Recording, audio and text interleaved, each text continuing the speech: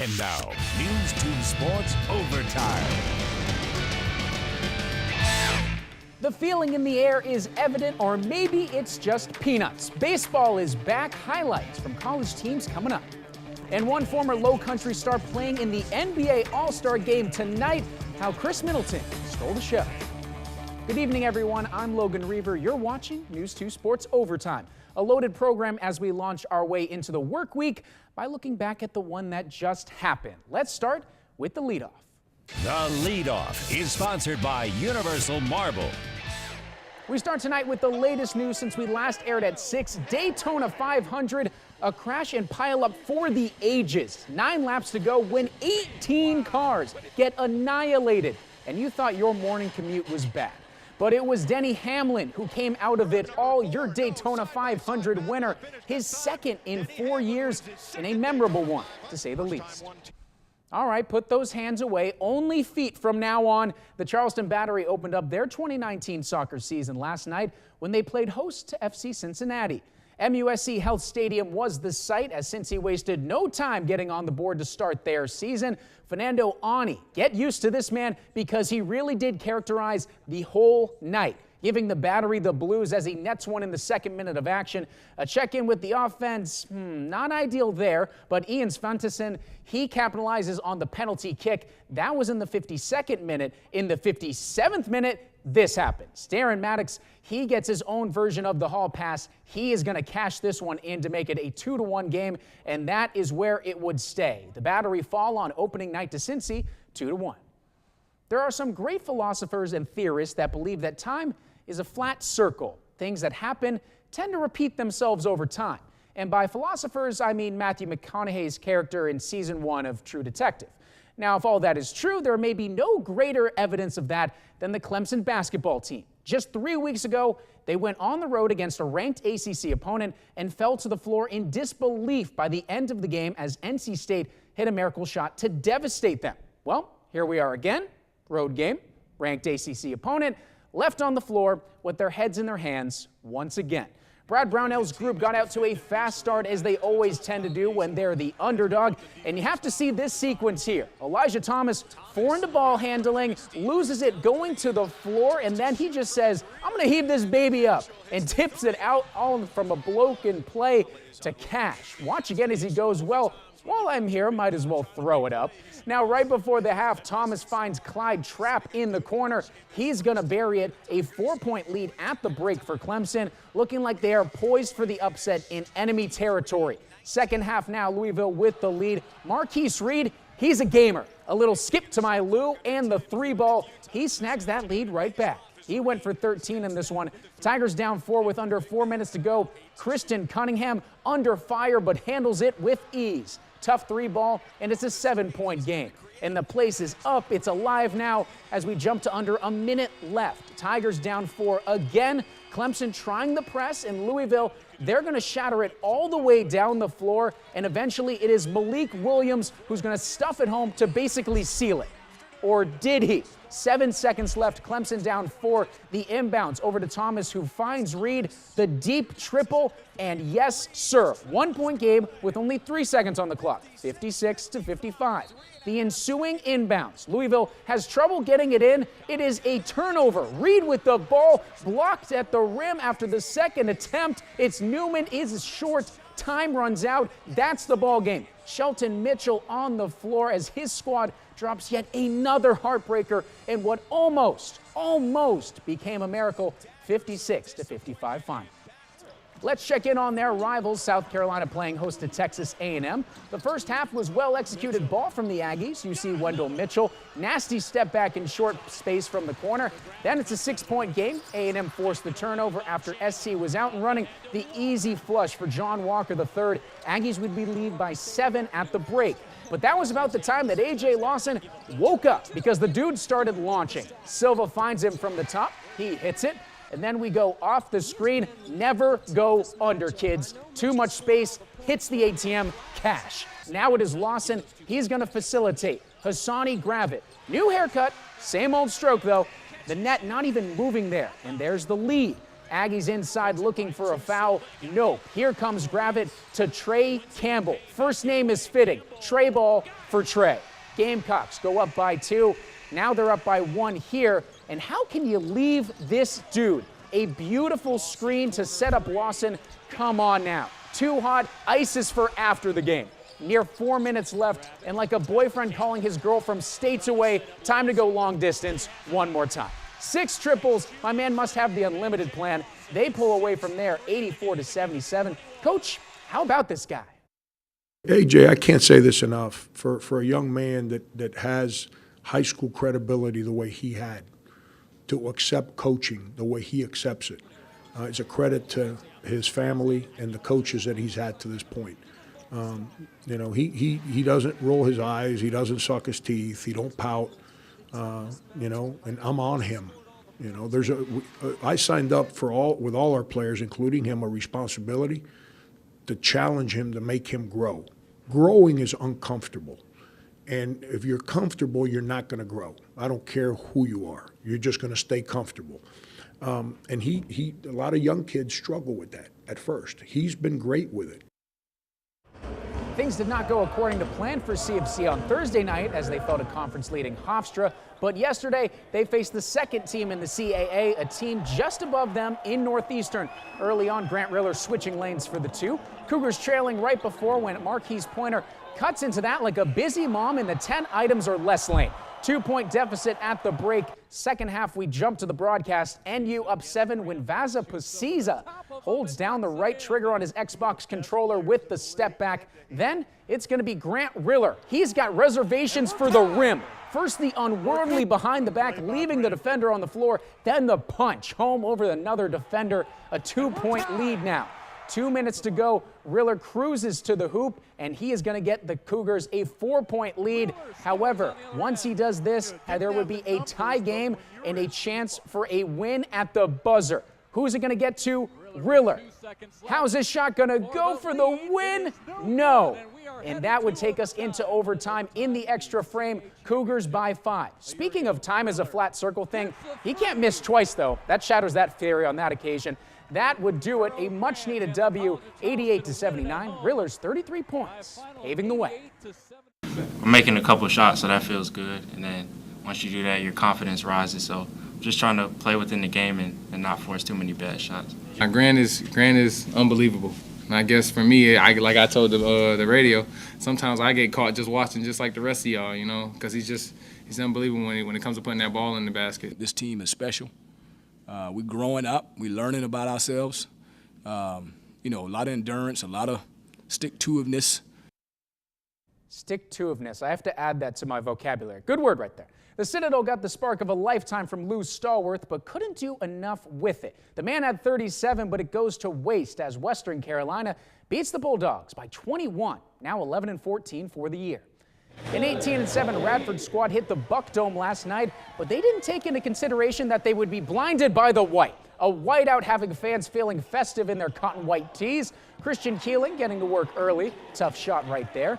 Then it's going to be Travis McConaughey. The feed over to Flanders Fleming Jr. Flaming Flanders. He connects from deep. Radford would hang tight throughout, though. In transition, it is going to be Carleek Jones who takes the contact. And, well, he's going to finish anyway. They led by 6 with 7 minutes to go, but did not connect on a field goal the rest of the game. Only 1 free throw from there out. The Bucks get 2 free throws from Dontrell Schuler with 18 seconds left to give them the win and the lead for good. 53-52 final. Great night for the Bucks. A lot of fun. Pressure packed. I don't know what we were down, but they didn't score again.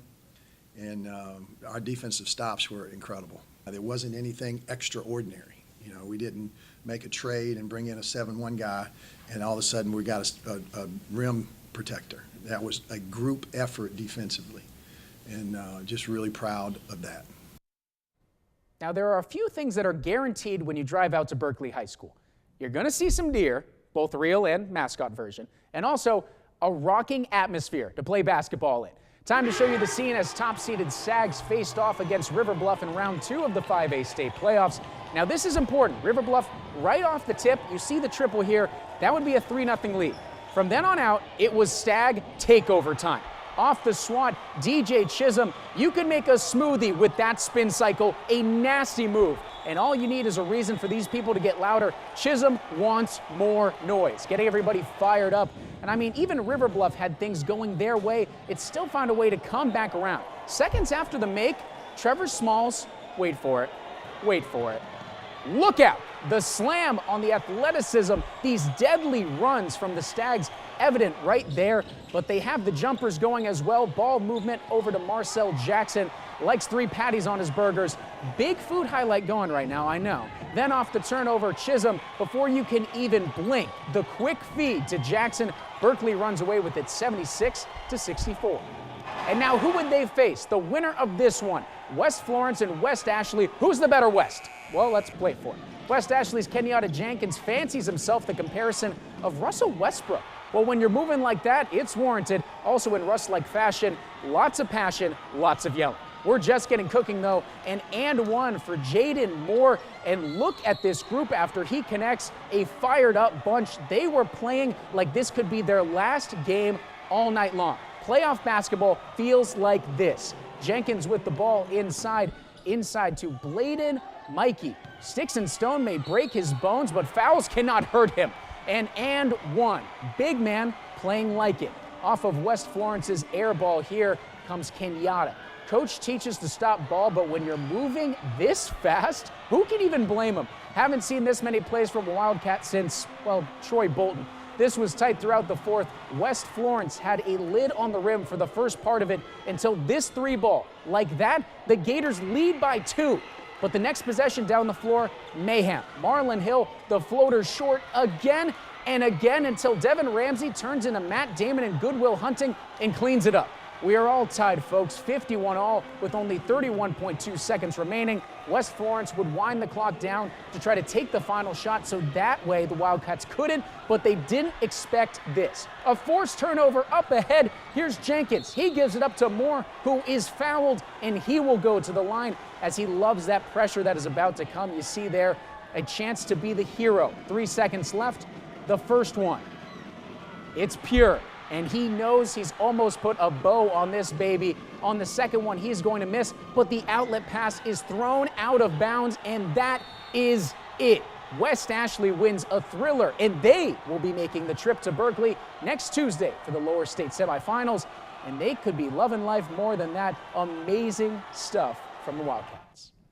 Well, as for our 3 remaining teams left in the playoffs, Lexington took care of Goose Creek. Oceanside will be moving on after they squeaked out a 3-point win over Carvers Bay. And lastly, the season ends for North Charleston as they are knocked out by Mullins in the 2A bracket.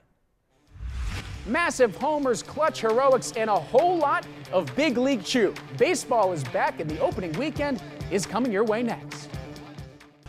And now, the OT Spotlight, sponsored by Big Bear Roofing.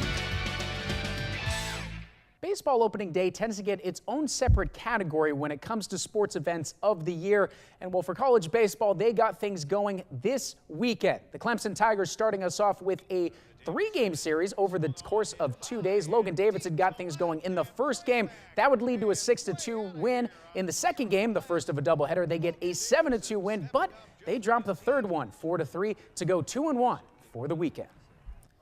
Now, when it comes to South Carolina, they won 13-7 yesterday. This would be the rubber match, and Liberty got out to a 2-0 lead until Somerville's TJ Hopkins lets loose on one. What an opening series for him, his second in the 3 games. To the 9th, tie game now. Jacob Olson also had a stellar weekend. This single was clutch, but the base running of Luke Berryhill, maybe more so. He gets all the way to third from first, and here is why it was massive. You can score on almost everything, and he does on the most fluky thing, a wild pitch, and here comes Luke. That's your ball game. Carolina walk-off winners. They end up taking the series versus Liberty, a 3-2 final.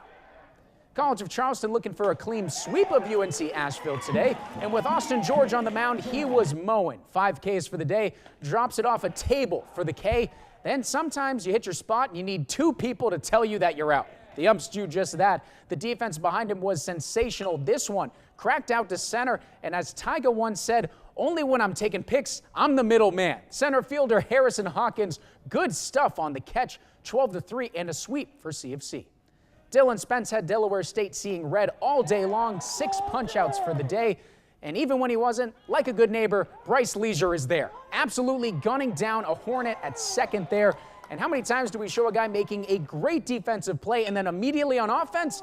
Well, when we edit it that way. Leisure with the RBI single. Tyler Corbett comes around to score. Then right after he does that, Ryan McCarthy going to have runners on the corners. Delaware State goes for the inning-ending double play, but they get burned. McCarthy beats out that throw to first. Ben Leppin adds on another. They take 2 of 3 with a 9-0 win today. CSU also in a rubber match taking on LaSalle. They were flashing the leather all day long. First the double play ball. And if you'll notice, first baseman Ryan Stoudemire, he's catching the back end of it. Then poof, he's the one inducing the next one. A renaissance man and the ultimate utility player. We jump to the 7th, Dante Blakeney. He gets into one, and the right fielder, he has trouble fielding it. And you know Big Unit is flying around to score. This man's everywhere. They would close it to a 1-run deficit. However, that's where it would stay. 5-4, CSU loses the series.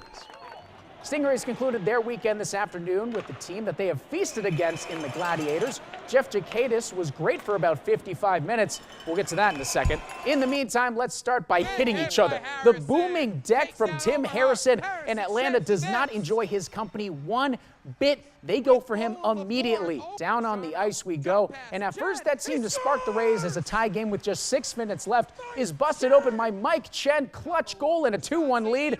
But back to that whole 55 minutes thing. Gladiators get 3 goals in the final 5 minutes and snag themselves a 4-2 win. Now you're going to want to stick around, not because I told you to, but because you're famous. Well, kind of. A former Low Country player is putting us on the map. Chris Middleton, not only in the NBA All-Star game, but thriving in it. Highlights next. Now, Carolina Connection, sponsored by Preferred Home Services. 10 years ago, Chris Middleton was sitting in a Porter Gaud classroom here in the Low Country with no clue that one day he would not only be in the NBA, but among its best players. Tonight officially marked that Middleton his first NBA All-Star game. The former Cyclone and now Milwaukee Buck, a part of his teammates' team, Giannis Antetokounmpo, or as I call him, Giannis. And about halfway through the first quarter, it's Chris's time to shine. From Giannis, he buries the triple. Next time down the court, they say, we got a good thing going here, huh? Well, why ruin it? Same play, same result. Yes, there is no defense, but he's hitting the shots, folks. That's all that matters. Less than a minute later, All-Star games are the hub of heat checks, and my man is living out the full experience here. He goes, why not, and cashes in a third in a row. How about a minute after that? Middleton, just have mercy on him, my man. Thought it was the ocean, but it's just the pool. My man is wet. The banker to make it 4 in a row. You can tell he's enjoying himself. He finishes with a good number of points at 17 on this All-Star night. Our gem of the week, same game, but boy, something else. Stay tuned. Gem of the Week, sponsored by Diamonds Direct. Our gem of the week will make you want to go to CrossFit and work on your box jumps in the morning. Giannis hanging in the air forever for the slam. How about that? Well, that's all for News 2 Sports Overtime. I'm Logan Reaver. Have a great week, everybody.